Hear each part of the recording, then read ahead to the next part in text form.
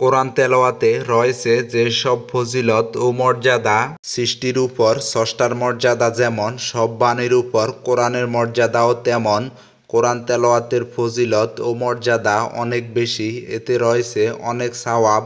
কোরআন তেলাওয়াতকারীর মর্যাদা অনেক বেশি। বিশ্বনবী সাল্লাল্লাহু আলাইহি ওয়াসাল্লাম বলেছেন, কোরআনের আয়াতের সংখ্যা পরিমাণ হবে জান্নাতের সিঁড়ি।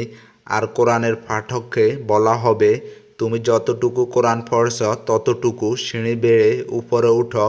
যে ব্যক্তি সম্পূর্ণ কোরআন পড়েছে সে আখেরাতে জান্নাতের সর্বশেষ সিঁড়ি বেড়ে উপরে উঠে যাবে। যে ব্যক্তি কোরআনের কিছু অংশ পড়েছে সে সমপরিমাণ উপরে উঠবে।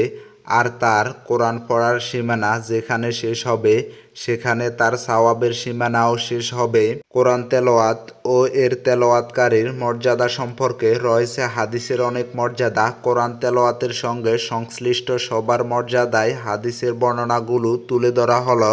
১. কোরআন পড়া ও শেখানোর প্রতিদান। রাসূলুল্লাহ সাল্লাল্লাহু আলাইহি ওয়াসাল্লাম বলেন, তোমাদের মধ্যে ওই ব্যক্তি সর্বোত্তম যে কোরআন শেখে এবং অন্যকে তা শেখায়। সহিহ বুখারী। কোরআন তেলাওয়াতের প্রতিদান। রাসূলুল্লাহ সাল্লাল্লাহু আলাইহি ওয়াসাল্লাম বলেন, যে ব্যক্তি কোরআনের একটি অক্ষর পড়বে সে একটি নেকি পাবে, আর একটি নেকি 10টি নেকির সমপরিমাণ।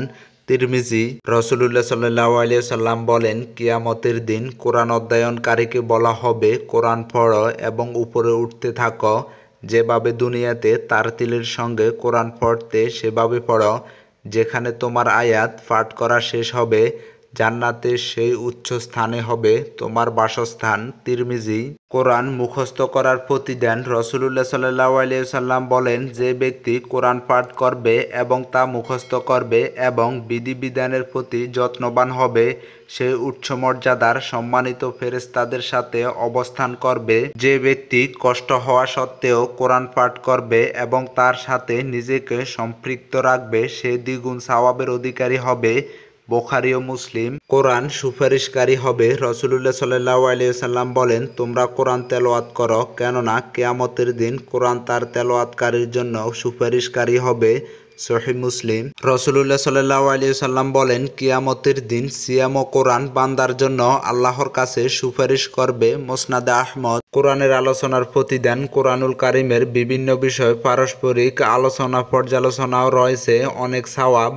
রাসূলুল্লাহ সাল্লাল্লাহু আলাইহি ওয়াসাল্লাম বলেন, কোন সম্প্রদায় যদি আল্লাহর কোন ঘরে একত্রিত হয়ে কোরআন তেলাওয়াত করে এবং তা পরস্পর শেখে তবে তার উপর শান্তি নাজিল হয়।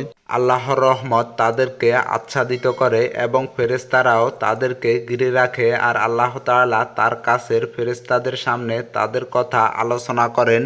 সহিহ মুসলিম। কোরআন তেলাওয়াতের নিয়ম। কিভাবে কোরআন তেলাওয়াত করতে হবে তা সম্পর্কে হযরত আনাস ইবনে মালিক রাদিয়াল্লাহু তাআলা আনহুকে জিজ্ঞাসা করলে তিনি বলেন, তিনি রাসূলুল্লাহ সাল্লাল্লাহু আলাইহি ওয়াসাল্লামকে টেনে টেনে কোরআন তেলাওয়াত করতেন। বিসমিল্লাহির রহমানির রহিম পড়ার সময় বিসমিল্লাহ টেনে পড়তেন, আর রহমান টেনে পড়তেন, আর রহিম টেনে পড়তেন। সহিহ বুখারী।